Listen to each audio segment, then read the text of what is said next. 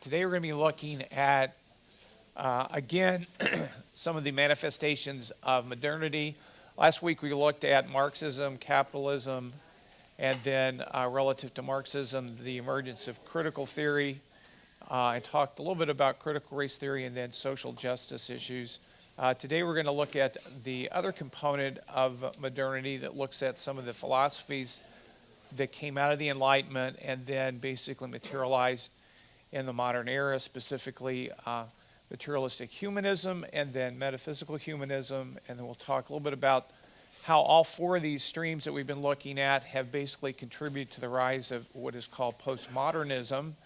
And then talk a little bit, if we have time, about the emergence of progressive Christianity as a reflection of that. So relative to the outline that we've kind of been walking through, we took a quick introduction to sort of what is the crisis they were experiencing, that is related to trying to answer the question, what is going on? We took a brief history of Western civilization and the concept of truth. Last week we talked about capitalism, Marxism. Again, today we're going to talk about natural humanism and metaphysical humanism, and then also the whole issue of postmodernism. Next week, we'll be looking at the whole concept of the LGBTQ plus movement. Where did that arise from? How these different things we've been looking at have all contributed to that. And then finally, in a couple of weeks, we'll be looking at the topic of, this is great, but what should we do as Christians? How should we respond to this whole issue? And so today we're going to look at specifically the transitional culture, the four streams of modern culture we've been looking at. We're going to look at the latter two, and then the rise of postmodernity and progressive Christianity. Okay, so before we do that, let's go ahead and open with a word of prayer, and then we'll dive into to the material. Dear Heavenly Father, God, just thank you for this day today, Lord. We as followers of you, just rest in the assurance that you're a sovereign God and that you're in control of all of these situations that we're experiencing. Sometimes that can cause us as Christians great anxiety and concern. But Lord, we thank you that we can rest in the assurances of your word and your presence, that you are in control and that you're working everything out for our good and for your glory. And so, God, help us to understand the times that we're living in as your word tells us to do, so that we might be more effective in reflecting your love and glory and your truth in this world that so desperately needs you today. In Christ's name, amen. Okay, so just a little bit of review again. I introduced a couple weeks ago a concept of sort of four different identities, sort of captured in two basic concepts of culture. We talked about traditional culture involving both a Christian culture in which a person's identity was centered in Christ, and then institutional culture where a person's identity was centered in external institutions such as the family, the church, government, and so on. In both cases, our concept of identity is anchored in things outside of us. We then talked about basically through the Enlightenment, specifically Rousseau, where we had this massive shift from our identities being defined from externalities to basically defined from within ourselves. And then in the beginning of the Enlightenment, we saw the whole concept that we can define our identity using our reason. That was the whole modernity project. And then secondly, we've now moved into an era where people now are defining their identities not based on their reason, but based on their feelings. And both of those concepts, as we saw, really flowed out of the Enlightenment and some of the thinking of Rousseau, Jacques Rousseau, and so on. So we have these four different kind of identities we've been looking at. We can kind of talk about these two major cultural shifts, and that's really what we're experiencing right now is this kind of shift from this traditional culture to a modern culture, which is causing a lot of dissonance, and people are struggling what's going on in this. Now, I will point out, as I've mentioned previously, we can have all four of these cultures existing simultaneously, and that's part of the conflict and chaos that people are experiencing, is you're interacting with people that are coming from a different cultural perspective. And it's important for us as Christians to understand that when we're trying to share the gospel, for example, to know exactly where they're coming from so that we can contextualize the gospel in a way that's going to be relevant to their worldview. And so in looking at those identities, then we kind of looked at this progression of cultures. Again, even though this is in a historical context, all four of these cultures or remnants are still within us. Remember, we had an exercise several weeks ago where I asked everybody to do a pie chart and kind of break down what percent of those cultures are kind of influencing themselves, either unconsciously or consciously.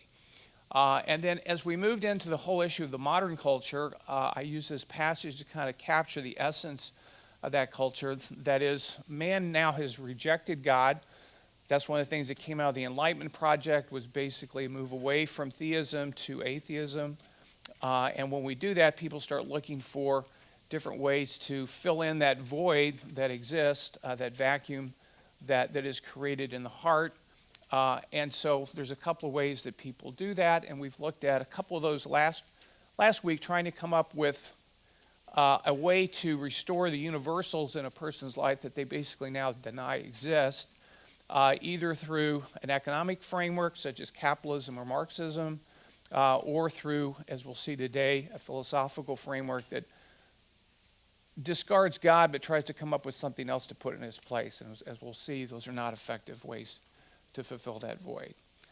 So when we talk about the rise of modern culture, as we come out of the Enlightenment, we've talked about there's sort of four major streams of thought where people are trying to sort of backfill this need for a universal. And so today we're going to be looking at this right-hand stream on your view, although just to briefly kind of remember some of the things we talked about last time in the context of Marxism. Hopefully we started to provide a foundational understanding of where critical theory came from, where some of the contextual issues that we're dealing with in our culture right now are kind of flowing out of. What is the philosophy that's driving these things? A lot of times we're just seeing sort of the tip of the iceberg without understanding what's underneath the surface.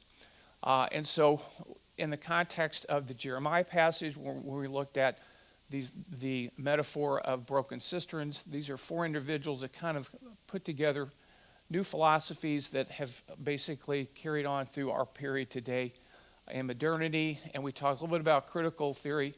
Last time, the basic concept, remember, is the Marxists wanted to pursue economic freedom, equity, and power, and the way they saw that to be done was to overthrow capitalism, which they saw as the major constraint.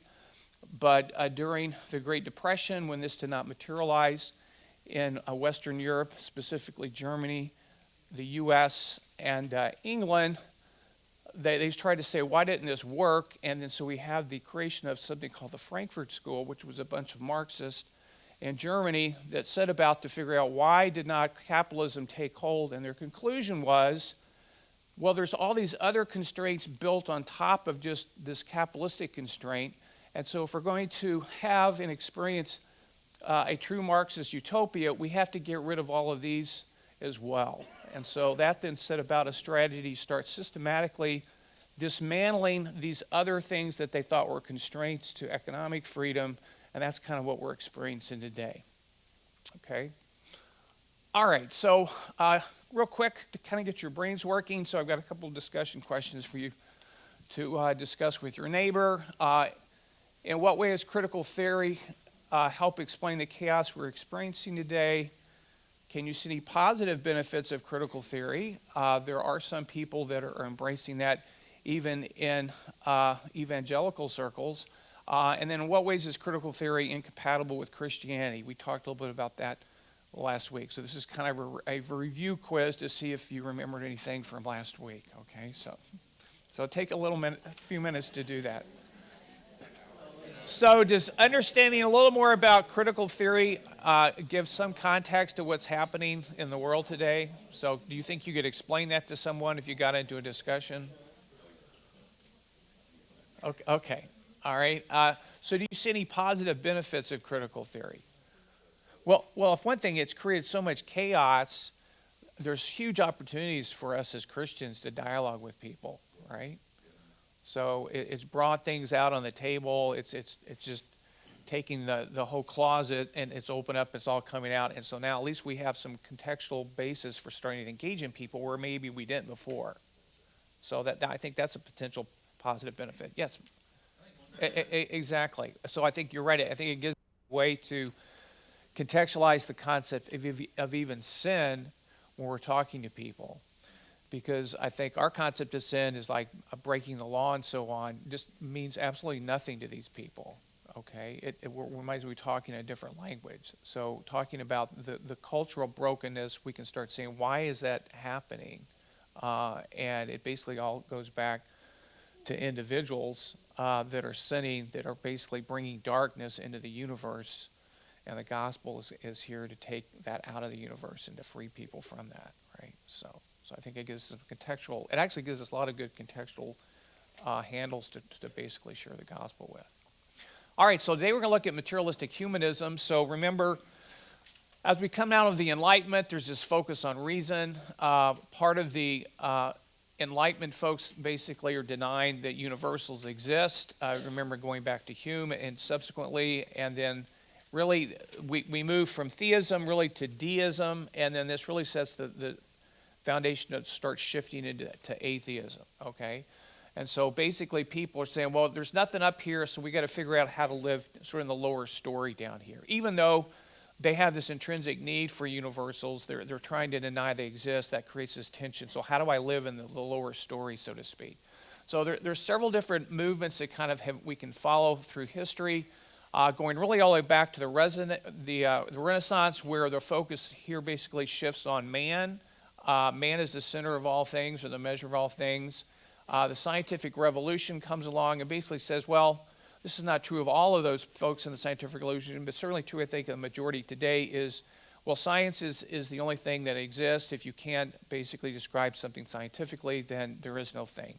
There is no reality. So we're stuck down on the lower story, so to speak, just dealing with particulars, laws and things like that. There's no metaphysical reality such as truth, justice, and things of that nature. And then the Enlightenment, one of the things that came out of that was people conclude, well, it's really impossible to know anything using reason about these upper story issues, these universals, and that includes God. So we basically have moved from theism over to deism. And then one of the first movements basically is of evolutionary materialism with the emergence of Darwin, who posits a way to explain reality without the necessity of God. All right.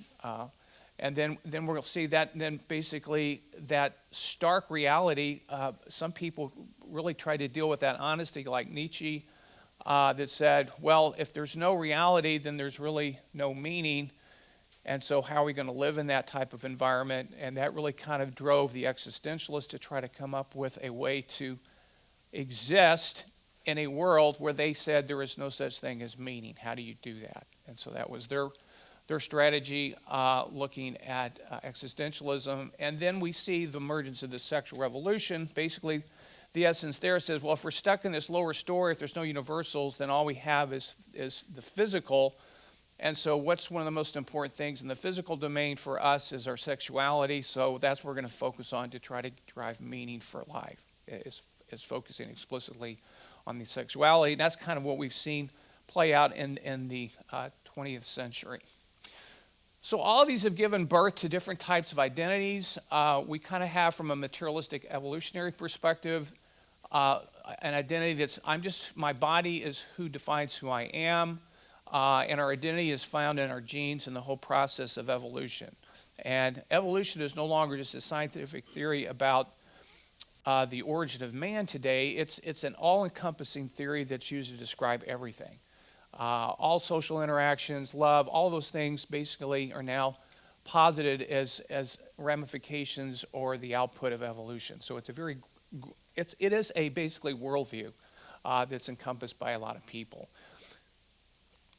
So the whole concept of evolutionary theory basically saying all we are is just physical beings that are a product of random chance in a world that's meaningless. Basically, some people started to take that concept seriously. One of the first ones to do that was Nietzsche, who wrote a lot of interesting narratives. Basically came up with the idea that God is dead, basically was one of the first people to really articulate that strongly. He wrote a famous essay called The Madman. Has anybody ever read that? You should Google that. It's amazing. Nietzsche, in a sort of dark, evil sense, was an evil genius, okay? And if you read that essay, it's quite apparent of that. Now, what's fascinating about him, he basically said, there is no meaning. The world is meaningless. All you guys that are trying to pretend that there is meaning, you're just kidding yourselves. You need to be honest.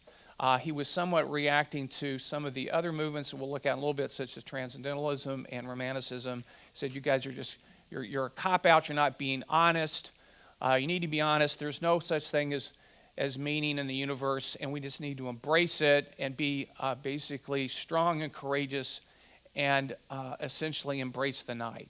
He had this concept called will to power that talks about we're these free agents. We need to just exercise our power and embrace the darkness with courage. And what's fascinating about Nietzsche was later on in his life, he was in a city, and he came along the situation where this horse had broken down, and the owner was beating the horse, and basically he flew into this rage because of the injustice of that, and then he basically had a mental breakdown, lost his mind, was institutionalized for the rest of his life as a literal madman. Okay, which is fascinating to think about. Why do you think that happened? I mean, people haven't really come up with a definitive answer, but I think it's, from my perspective, he came to grips with the incongruity of this is all meaningless, so why should he be enraged about a horse being beaten? And his humanity, the fact that there's something inside him that was saying this is not just, was in conflict with his cognitive perspective that the world is meaningless. And he could not exist in that cognitive dissonance, and he had a mental breakdown from which he never recovered. So I think that's somewhat the challenge of a lot of people living from this perspective. And then perhaps an example of this philosophy is an Oscar Wilde, the British playwright and essayist and author who kind of lived out this philosophy of I'm just on my own, I can do whatever I want to because there's no meaning, then I'm free to do whatever I want. So in response to this tension that people deal with, along came the existentialists. And so there's several of those. There's some German existentialists, some French existentialists, and so on that you may have heard about. In essence, what they said was, yes, the world is meaningless, but somehow we don't think there's any universals. The world is meaningless, but it's hard for us to live that way. So somehow we have to authenticate ourselves to keep living or keep going. And one of the ways we do that is by basically just not using our reason to hold on to any truth, but just to act through our wills and to act like there is a reality, even though we know it's not, and try to use that as a basis for living. Now, that may seem a little weird, but that's the essence of what existentialists believe. It's like, I know this isn't real, but I'm going to act like it is anyway, because if I don't, then my life basically doesn't work, so I've got to do this. And so there's different ways that they sought to kind of basically exercise that kind of freedom. Jaspers, for example, thought you're just always going through life looking for some transcendental experience, like this amazing vacation where the sun was coming down on the ocean or something. It just captures you, and that authenticates the fact that you're a human, that there's something significant about you, the fact that you can experience that, just being able to do that, okay? Or some folks, for example, Heidegger basically said the fact that we have this feeling of dread at times, that we're in his case, the concept of dread was when he's experiencing this existential crisis or recognizing that reality doesn't exist. The fact that you can experience that authenticates you as a human being, okay? And so they kind of lock on to those types of experiences. This gets translated more volitionally in the context of Sartre and Camus, because they basically said, well, it's actually a good thing that the world is meaningless, because if it's meaningless, then that makes me free to do whatever I want to. And so I'm going to kind of relish the freedom that I now have and basically use that to authenticate myself through my actions. Okay? So that's some of the logic that's going on in the existentialist thinking. So we then come on to the sexual self, or sort of Freud, who has this. He has a lot of crazy ideas, but one of those kind of captures the philosophical perspective of the day, and that basically says, well, if all I am is just a body or a materialistic body with no meaning, then one of the ways I can experience sort of transcendental life is through sexuality. Okay, basically makes sex. And so, just to quote a couple of his writings. In the Essays of Theory on Sexuality, says sexual desire and its fulfillment is the key to human existence and what it means to be a human. Okay? And this is really scary, and this kind of explains what's going on in our culture today. He also said, children and infants are sexual from birth, thus to be human is always to be sexual, even prior to the onset of puberty. So if my identity is sexuality, and then children have sexuality at birth, then for me, as parents or as a culture, to put restrictions on those is basically preventing them from exercising their identity as human beings. Does that make any sense? No. So that, well, I'm not saying it makes sense in that regard, Josh. But does that explain kind of what's going on in our culture today? Okay, all right. He also says, and this is kind of wild. He goes, man's discovery that sexual genital love afforded him the strongest experience of satisfaction and, in fact, provided him with the prototype of all happiness, must have suggested to him that he should continue to seek the satisfaction of happiness in his life along the path of sexual relations, and that he should make genital eroticism the central point of his life. This is what Freud thought. And there's a lot of people that have embraced this viewpoint of that's all that life is now, okay? Since you've got rid of God. So basically, Freud says man's basic problem is sexual discontent.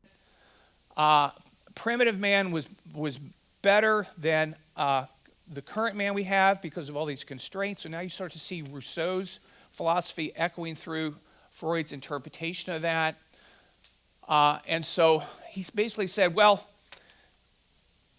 sort of primitive man had freedom to experience any sexual desires that he wanted, but we all can't live that way because culture would break down. So we have to put some constraints on our sexual desires in order to have culture.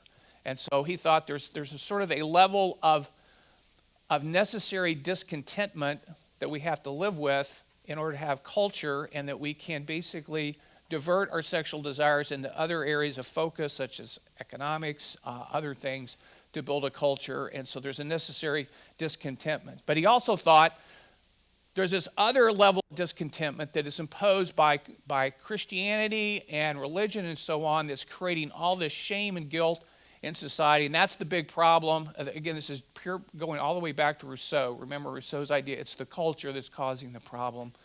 And so he sees the way out of this is he comes up with psychoanalysis or therapy to help people overcome the constraints that have been imposed to them by their family, their traditional values, and Christianity, that will then free them up to experience true freedom. Okay?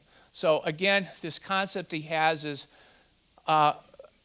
if you have 100% unrestrained sexual desires, then you have happiness, but there's some constraints that have to be imposed on that leads to discontentment. Some of that constraints is from just being able to maintain society, which he calls necessary discontentment. And then he has unnecessary discontentment that results from anxiety and guilt that are produced by religion, specifically Christianity. Okay? So again, it's the same concept that Rousseau was talking about. Christianity is bad because it puts constraints on things. Marx said Christianity is bad because it puts constraints on things. Freud's now saying the same thing. Christianity is bad because it puts constraints on our ability to experience true happiness. And so this next slide kind of explains in more detail about these two concepts of discontentment. He thought necessary discontentment was, as it says, necessary, but he thought this unnecessary discontentment is the cause of all the problems in the world, and the way we're going to get rid of that is through therapy, okay, to free people from the constraints that have been imposed by religion. Okay, so now comes along an interesting development where you have folks that basically combine Freud and Marx together, okay? And this comes out of the Frankfort School. Remember, the Frankfort School is trying to figure out why did Marxism take hold, and one of their philosophies or theories was because of sexual oppression or sexual constraints. If we get rid of all the sexual constraints, then we'll be able to experience true freedom and true economic freedom. And two of the figures in this movement were William Reich and Herbert Marcuse. These guys basically were two of the main people that spurred on the wild 60s we had, a lot of the student revolutions and so on. They were all reading Marcuse and Reich. If you go to like Berkeley and some of this is what everybody was reading. They were embracing all these philosophies. And these guys basically said that one's identity is found in the application of critical theory to sexuality. Okay? Hence, you see all of the sort of the free love movement in the early 60s, the sexual revolution is all coming out of this combination.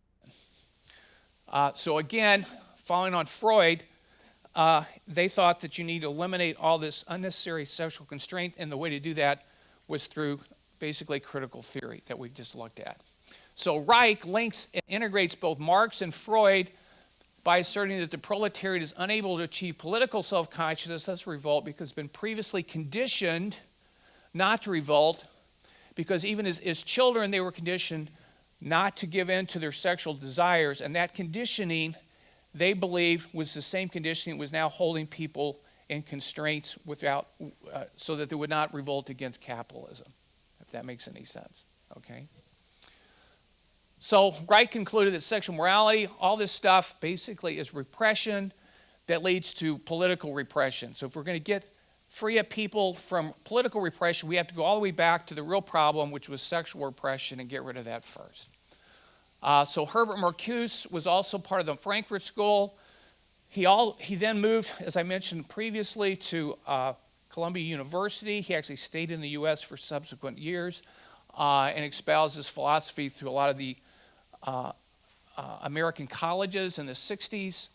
And he concluded that America did not follow the Marxist prediction of a workers' revolution because the class struggle had been diluted by the rise of the middle class and surplus of consumer goods. And after Reich, following the same concept, he concluded that sexual oppression could be used as a potent revolutionary mix with politics, and this use that to advance the Marxist revolution. So we're going to get everybody excited about, hey, you need to be free from all these sexual constraints, and get everybody worked up, and then the idea was once we get them work on that issue, we'll be able to transition them into opposition against capitalism and so on.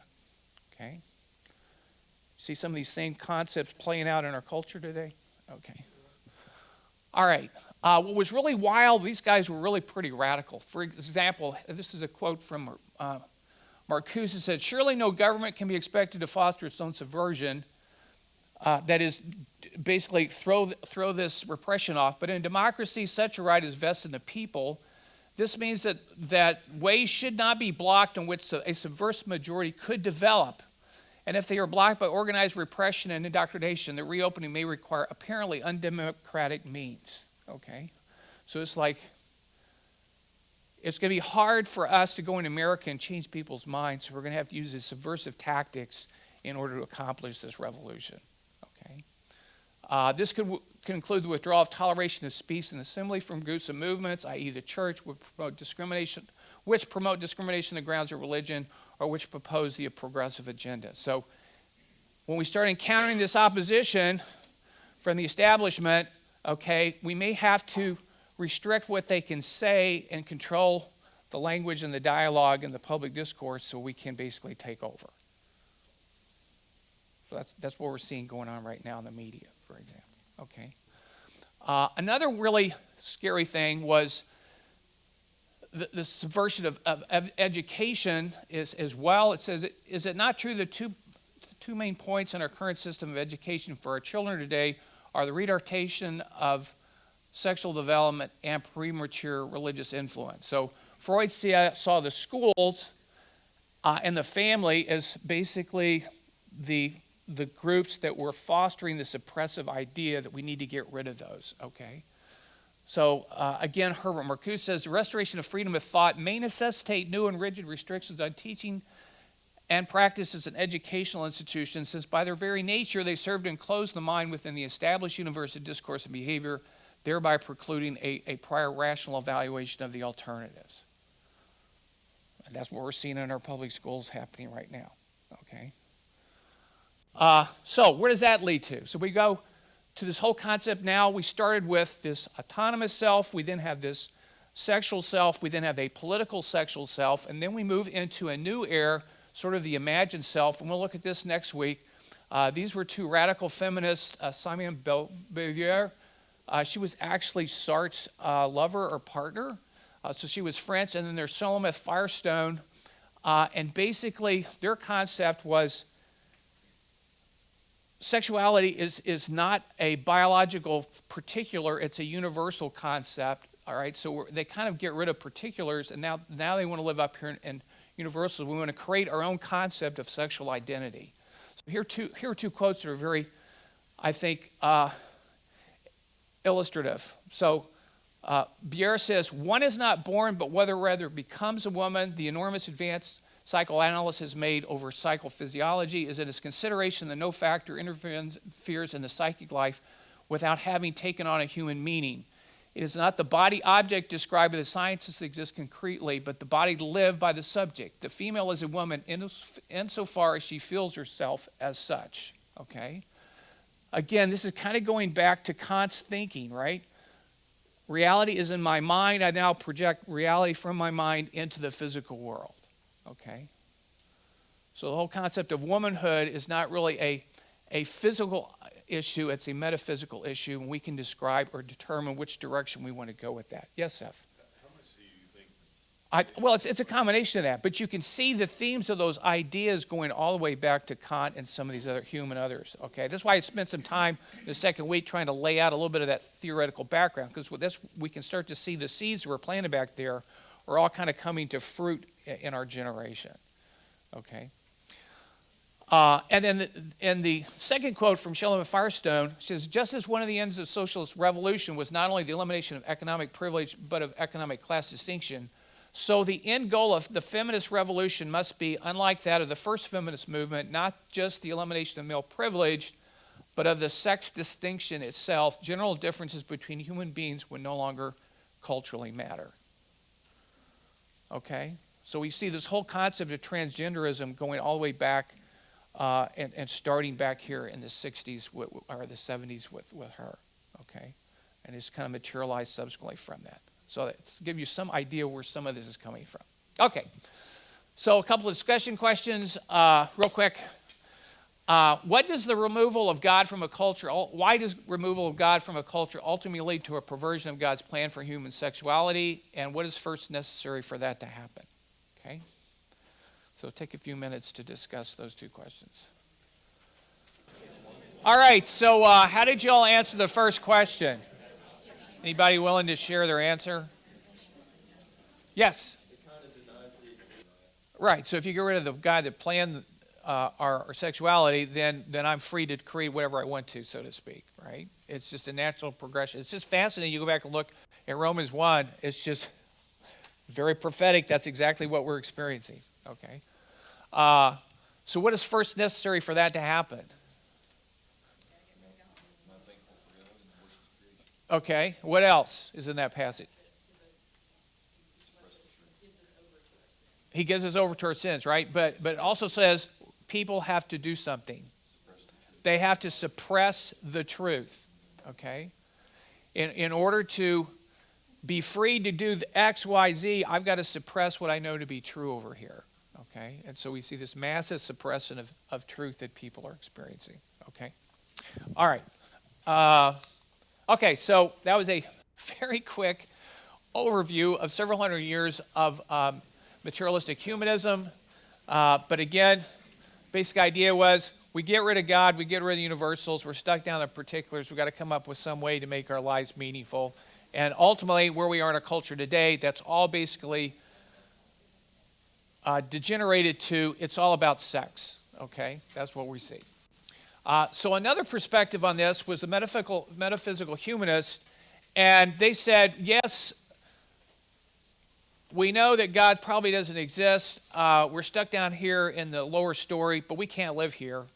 So we got to figure out some way to create a universal in the upstairs and live up there, okay? Because it's just intolerable to live down here with this. So Nietzsche would say those people are cowards, essentially. But they were saying, look, there's these other truths out here. There's a metaphysical reality you can't deny, even though we may not be able to prove it scientifically. And we're going to try to find different ways to express that or experience that. So we have historically, this kind of goes back again to Rousseau with the concept of I have this autonomous self.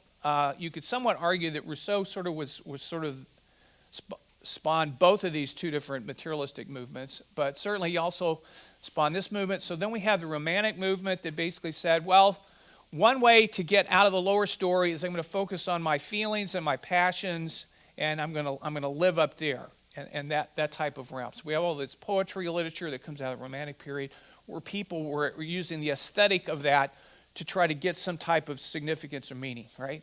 So if you've ever read any poetry, like some of the poetry by Wordsworth and so on, it creates this sort of aesthetic sense as you're reading it, and that's what people were trying to hold on to as something that's meaningful in their life beyond just the particulars of a meaningless universe. We then have the Transcendental movement, where people started to look to nature as sort of, there's this divinity that we all have, and we're getting in tune with nature, and so nature now becomes sort of the substitute for God, and we kind of focus on nature as the basis of our universal. We then have Christian existentialism that was basically put out by Kierkegaard and subsequently picked up by a lot of other theologians in the 20th century. They basically said, yes, I can't really reach Christ up there because he's metaphysical and I'm stuck down here in the lower story. So to get there, I'm going to have this leap of faith. Even though I can't rely on my reason to get there, I'm going to use faith as a way to get upstairs and basically have this existential experience with this sort of Jesus person, and that's going to give me some meaning, okay? Then we kind of moved into cosmic mysticism, this idea that we can have this divinity within us and kind of become in contact with the universe. Now the universe itself somewhat becomes this focus. It's fascinating if you ever watch this series by Carl Sagan, The Cosmos. He basically turns this physical particular into this metaphysical concept. It's really odd to see him do that. He's a scientist that says that there are no metaphysical realities, but yet in that series he just can't help himself drifting into that, okay? And then another thing that I see kind of developing now, and a lot of folks that I'm interacting with, is sort of what I call virtual mysticism. That is, I'm going to derive a metaphysical reality by creating it in a virtual world. And I think that's one of the ways where virtual reality is heading, okay? It's going to start creating virtual realities where people will, just like a drug, they can't live with a particular universe, so they're going to escape into this a digital virtual reality to live in. And even some of the artistic expressions of movies, you start to see some of that. People I see going to Comic-Cons and stuff, I mean, these people, you can laugh about, these people are serious. I mean, they're trying to live their identity in the context of this fictional reality, okay? And so we're starting to see that, I think, come about a lot. So again, this brings together some different types of we have the psychological self, where your identity is basically found in your personal autobiography. We see that going on a lot in today's culture. People, for example, posting all this stuff on Facebook, not to step on anybody's toes, but I'm trying to create my own identity and my presence in this digital world, and that's who I am, okay? It's not me as a person, it's what I'm presenting to you through my Facebook page or through other types of social media, okay? Does that make sense? And then we have, again, the romantic self I mentioned briefly, where people basically were trying to pursue their identity through these different types of components, their passions, follow your heart, various types of aesthetic expressions. And then the transcendental self, we try to basically jump to the top, to the metaphysical reality by looking to nature, essences. God is in nature, and I can get in touch with nature. I can experience the transcendental reality. And then I briefly mentioned Christian existentialism, where now I'm using faith to jump upstairs to get to Christ. This sounds like, well, that sounds Christian. Well, no, it's technically not, okay? It's saying I can't know God rationally, so I have to experience God irrationally by just assuming that he's there and acting on that assumption, so to speak. Does everybody understand the distinction there? That's highly simplified, so don't come back and say, that's not really true. So, well, this is simplified as I can make it in 15 seconds, okay? So, all right, and then we see existentialism in art, which I find fascinating because I actually was in architecture for a couple years as an undergraduate and studied these artists. Here's a picture of a woman descending a staircase. Okay, here's Mondrian, one of his paintings. I actually studied him explicitly for a whole semester. And you look at stuff like this, you say, well, that's just kind of goofy, right? I mean, these people were deadly serious. I've been to museums and seen Mondrian's prior modern work. I mean, the guy was a great artist. These people are deadly serious. What you're seeing here is this struggle. They deny that metaphysical reality exists. They're stuck in the particulars, but they can't live there, and they're trying to use their art to create these metaphysical truths or realities. Why Mondrian worked specifically with primary colors. He was trying to capture the essence, the truth of what art is in the primary colors and rearranging them in different forms. He was searching for a universe. That's the same thing a lot of the Cubist arts. All these guys, they were really ultimately searching, trying to find the universal through art. Okay, so it's not just simple stuff that they're throwing together. There was a philosophical driver here, a very emotional driver that was driving them in their art. They were searching for a universal. And start to see Oprah Winfrey kind of espousing some of this philosophy that you drive your meaning by getting in touch with your inner divinity and the power through a metaphysical universe or some type of spiritual force.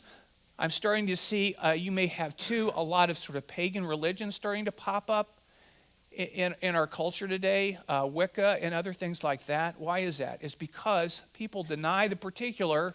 They can't live there, so they're looking for some type of spirituality out there that will authenticate them as people. So they're trying to use Wicca and other things as substitutes for a missing universal or a missing God.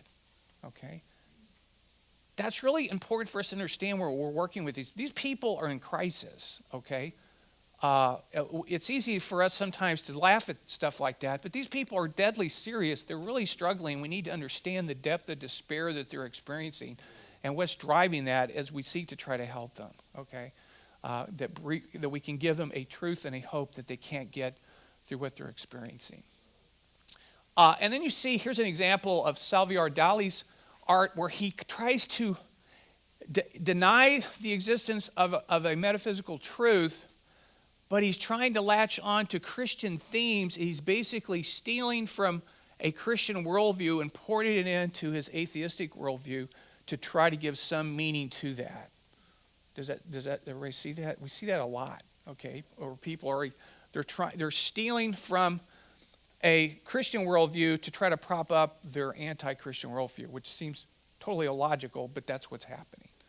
Then I mentioned this whole concept of the virtual self, this fascination with Marvel comics and movies. I mean, part of that is it's just not going to watch some entertainment. A lot of people out there are looking to that media to try to find some meaning for their lives. Now, that may sound crazy to us, but there are a lot of people trying to do that, okay? So, quick question. What form of mystical humanism do you see most today? How would you envision sharing the gospel with a person who holds such views? So, take a few minutes to discuss that question. So, what form of mystical humanism do you see kind of today? Anybody see some expressions of, yes? Astrology, okay. Crystals, okay, all right. Okay. Gaming, yes. Okay, you're literally stepping into another reality. Okay, and your identity is tied to that. Okay, all right. Any other examples? A lot of people will say, I'm putting good out into the universe. Yeah. Oh, yeah. I love that. I get a lot of colleagues who will, that. I mean, when I'm dealing with colleagues at UK, I mean, I just say, I'm praying for you, and I haven't anybody that has reacted negatively to that. But I see a lot of time when people say, I'm sending good thoughts out your way or something like that in lieu of. That baffle my mind are the ones that ask for prayers and good thoughts. Yeah. Well, they're just covering their they're just covering their bases, Wendy. So there's just. So how could you envision sharing the gospel with someone like this? Does it give you a new perspective on the whole issue of evangelism in this culture now? You definitely can't do it like we used to. We can't do it like we used to. I would probably agree with that, Josh. Yeah, and we'll talk more about that in 2 weeks. Okay, so hope you're there for that. So, okay, so let me try to get at least through the next section. We won't get through progressive Christianity, but so we have all these four streams. We have capitalism, Marxism, materialistic humanism, materialistic metaphysical humanism that have all kind of flowed together into essentially the middle of the 20th century. Really at the end of World War II, a lot of people had this optimism that basically evaporated. It's like, this is not working. Modernity was supposed to solve all our problems. Science, everything was going to fix everything. All science did is almost destroy the world, all right? And it gave us the capability to destroy the world through nuclear weapons and so on.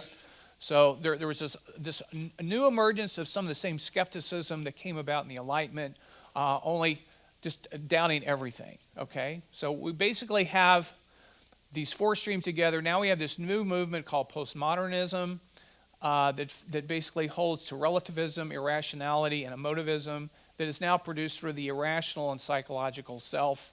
And out of those, that domain or that pool, we've seen the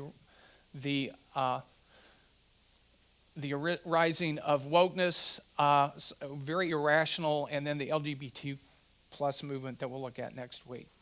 So some of the ideas of postmodernism was a skepticism towards the modernity project, the whole concept of modernity, and what was modernity? The belief that reason, science, and technology can lead to a better human and a better human world. And so there was basically a rejection of that idea. This is not true. We were lied to. So what was the result of that? There's now no metaphysical reality, and also there's no agreement on physical reality either. That's what we're seeing in the transgender movement right now, okay? They also believe the limitations of human knowledge make absolute truth or a true description of reality impossible. The only reality that exists is in the mind of the individual. This again kind of goes back to Kant's idea again, all right, and idealism. Truth is relative and something that is uniquely individualistic. This is my truth. How many times do you hear people say that? Okay. And how do people get that truth? I see two ways that people get their own truth today. A lot of times they will take a meta-narrative, which postmodernists deny exists, and they will take pieces out of it and reassemble it and create their own truth, and they draw some legitimacy from the fact that it came from this other meta-narrative. Okay, you see that a lot in Christian circles where people take passages out of the Bible and turn them around and use it to justify, gay marriage or something like that. Okay. Yeah, well, they're not just deconstructing Christianity; they're deconstructing everything. Okay. Okay. Yes. Well, that's somewhat a related issue, but it's also somewhat different too, Wendy. So it's like people are by that they're meaning I'm basically deconverting from my Christianity, and that this is the process that I'm going through. Okay. But yeah, we see a lot of that in the public today. There's some somewhat prominent Christians that have basically taken those positions, put them on the web, and so on. So, and that can be a challenge for some of our youth too, especially when some of these people are like Josh Harris and other people that had an influence on the youth. So, another thing they can do is by appropriating concepts from the social imaginary. We talked about that the first the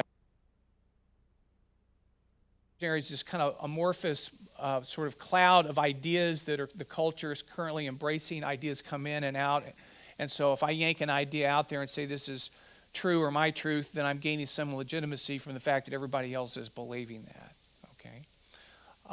And then so reason, logic, and language are not used to obtain or communicate truth, but simply as instruments of power. So this is all a big power game going on. Again, that goes back to the Marxist concept of a power struggle.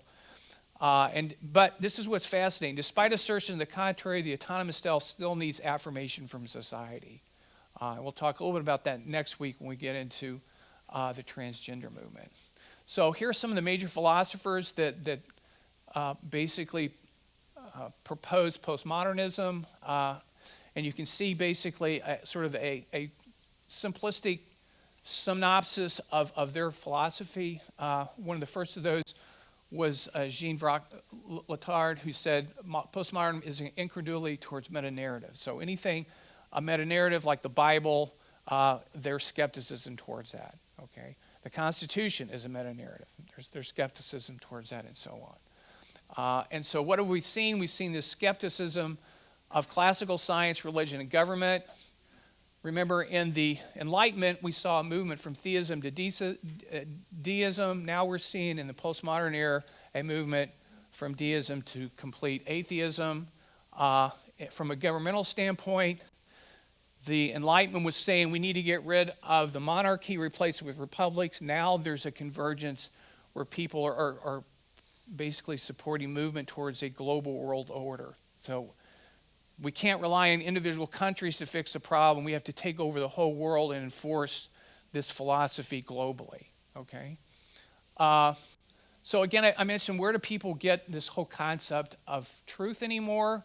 Well, they don't believe in universals. There's disagreement on particulars. So people are basically relying on their senses or feelings, and then their feelings then influence their mind, and then they draw concepts of truth or pieces of it from these two sources. They build their own truth, and then they use language as a way to basically enforce that truth on others. Okay, and if you want to see some literary expressions of that, George Orwell had some very prophetic books that kind of captured the essence of what we're experiencing right now here.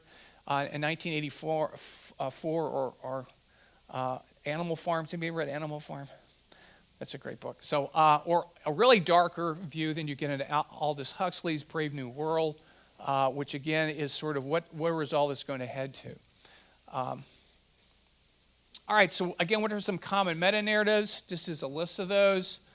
These are things that the current culture says, we don't trust these, we don't believe them, and so we need to deconstruct them, all right? We need to dismantle all of this stuff here, okay? Even scientific theories are under attack as well as being meta-narratives that we need to overthrow. And then I've talked briefly before about concepts in the social imaginary. These are things that are floating around out there. And so if I express one of these on an email or something, I have legitimacy amongst the culture because this is what's accepted in the social imaginary. Okay, so here's a couple of questions. In what ways have you seen people deconstruct parts of meta-narratives to support their truth? In what ways is language or even words themselves being changed to support false truths? That's an interesting concept, false truth. Okay. And what are the implications of these developments on evangelism? Okay. So we'll stop here. So spend some time talking about these questions, then we'll try to wrap up if there's any other questions. All right, does anyone have any examples where they've seen people deconstruct stuff? Even though people, they're letting their feelings basically take precedent over the Bible, okay? And that's really an example of progressive Christianity that we'll talk about a little bit next week. But anyone else? Yes, you do. You do that. Well, worse than politicians is the Supreme Court, okay? And next week, I've got like about 7 Supreme Court cases we'll dissect and look at how that's being done. And it's just, some of those are just blatantly just like, that doesn't even work. You just said this here, and now you've totally contradicted yourself in this second opinion here. So yeah, we do definitely see that in politics and the law as well. So are people seeing words changed?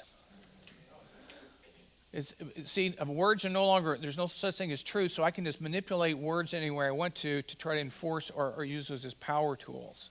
Okay? We seeing that play out in our culture? Okay. All right. So does anything else, just kind of going through this material the last couple of weeks, kind of raise a need for reevaluating maybe how we're doing evangelism, how we're going to be effective to reach this culture? How do you present truth to people who reject truth? There's some strategies we can look at. Okay. So, but that's what I hope to kind of cover in 2 weeks. And I know Seth's got a whole course coming up. I assume he's going to touch on some of those issues as well. So, and looking at Generation Z, because that's the generation that's really, I think, captured by a lot of this. So, all right. Any other general questions before we close today? Yes. Yeah, to a certain degree. But again, that's an example where people are appealing to something like the Bible or spirituality to gain some legitimacy, right? And then people are drawn to that because they're drawn to the need for a universal. It's just natural. We have to be very discerning as Christians to basically listen carefully what people are saying and differentiate between truth and falsehood, right? It's become very difficult today because the whole language, the whole vocabulary is being turned upside down. So, and that's another thing. When you're talking to people, you almost have to define every word you're using in order to communicate, which is kind of crazy. But that's where we are. So, all right. Well, next week again we'll look at the rise of the LGBTQ plus movement, and then hopefully we'll talk a little bit about progressive Christianity. And the last week we want to talk about where we are as a church globally, and what are the implications of all this with regard to the gospel and our role in the kingdom.